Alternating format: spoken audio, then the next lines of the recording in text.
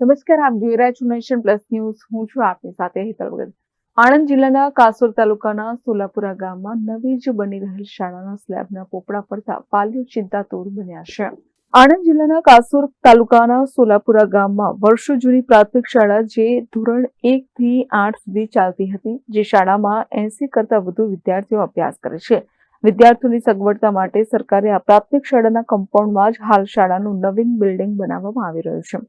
કરોડો રૂપિયાના ખર્ચે નિર્માણાધીન આ શાળાના બિલ્ડિંગમાં સ્લેબમાંથી પોપડા પડવા લાગ્યા છે. ત્યારે આ કામમાં મસમોટો ભ્રષ્ટાચાર આચરવામાં આવ્યો હોવાના આક્ષેપ સ્થાનિક આગેવાનો તેમજ વાલીઓ દ્વારા કરવામાં આવ્યા છે. આ અંગે સ્થાનિક આગેવાનો તેમજ વાલીઓએ આક્ષેપ કરતા જણાવ્યું હતું કે આ કામગીરીમાં કોન્ટ્રાક્ટર દ્વારા સાવ હલકી ગુણવત્તાનું મટીરીયલ વાપરવામાં આવી રહ્યું છે, જેને પગલે સ્લેબમાંથી પોપડા પડવા લાગ્યા છે, જેના કારણે બાળકોને શાળામાં મોકલવામાં પણ મોકળાશ અનુભવાઈ રહી છે. અમારા ગામમાં જૂની સ્કૂલ તોડીને નવી સ્કૂલનું બાંધકામ થઈ રહ્યું છે. નવી સ્કૂલમાં પહેલો ફ્લોર ભરાઈ ગયો. એમાં મટીરિયલમાં થોડો ભ્રષ્ટાચાર દેખાયો છે અમને, અને રેફ રેતી વાપરવામાં આવે છે જે ટેન્ડરમાં નથી, અને સિમેન્ટમાં ભાઈ જે ટેન્ડર પ્રમાણમાં વાપરેલો નથી, જેમાં પ્લેટિના વાપરેલો છે, સિમેન્ટ વાપરેલો છે, ટેન્ડરમાં બોલે છે જેકે સિમેન્ટ.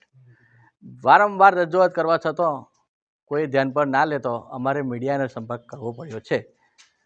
આથી વિશેષમાં જણાવું, કોઈ આ બિલ્ડિંગ ચણાતું હોય ત્યારે કોઈ જોવા નહીં આવ્યું, કોઈ કારોબારી સભ્ય, કોઈ પંચાયતનો માણસ નહીં જોવા આવ્યો, કોઈ તલાટી જોવા નહીં આવ્યો, તો અમારે કોની જોડે આ જવાબ લેવો? એમ ના છૂટકે અમારે આ મીડિયાનો સંપર્ક કરી અને જણાવવા માગીએ છીએ.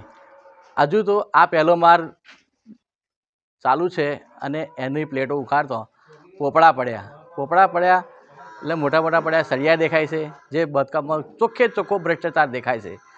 આ ભ્રષ્ટાચારને અમે રોકવા માટે પ્રયત્ન કરીએ છીએ. ભવિષ્યમાં આ નિહારમાં ભણતા બાળકો અને શિક્ષકો નીચે ભણાવતા છે, અને જો પડશે તો આની જવાબદારી કોણ?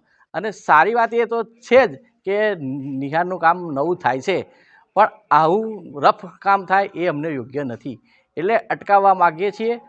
અને આનો જવાબ મને કોણ આપશે? આપણે એટલા માટે આખા ગુજરાતને જણાવવું છે કે આવું બાંધકામ ગમે ત્યાં થતું હોય તો અટકાય, અને જવાબદાર વ્યક્તિ કોણ? શિક્ષણ સમિતિ.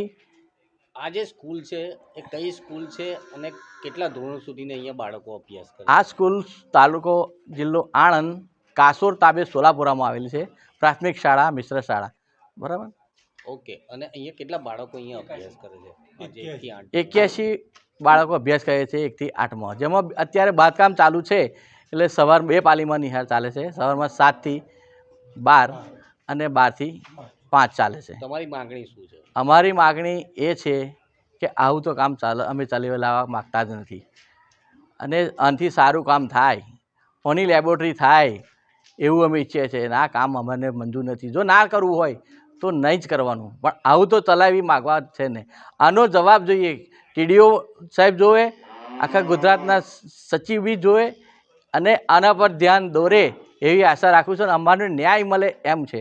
આ ભવિષ્યના બાળકનું કોઈ જવાબદારી લેવા તૈયાર નથી આ બિલ્ડિંગનું. અત્યારે મારી છોકરી ધોરણ 6 અને છોકરો બીજા ધોરણમાં ભણે છે, અને આ નવી સ્કૂલ બની છે, અને એકનું નામ અર્ચના છે, એકનું નામ યુવરાજસિંહ છે. કાલ ઉઠીને નવી સ્કૂલ બને છે, અને કાલ ઉઠીને મારા છોકરા ભણતા હોય અને પડશે અને કંઈ થશે એની જવાબદાર કોણ? આણંદથી દિનેશ પટેલ સાથે હિરણશા, નેશન પ્લસ ન્યૂઝ, ખંભાત. સમાચારોના સતત અપડેટ મેળવવા માટે અમારી નેશન પ્લસ ન્યૂઝની યુટ્યુબ ચેનલને સબસ્ક્રાઇબ કરો, બેલ આઇકન દબાવો અને જોડાયેલા રહો ફેસબુક, ઇન્સ્ટાગ્રામ અને ટ્વિટર પર.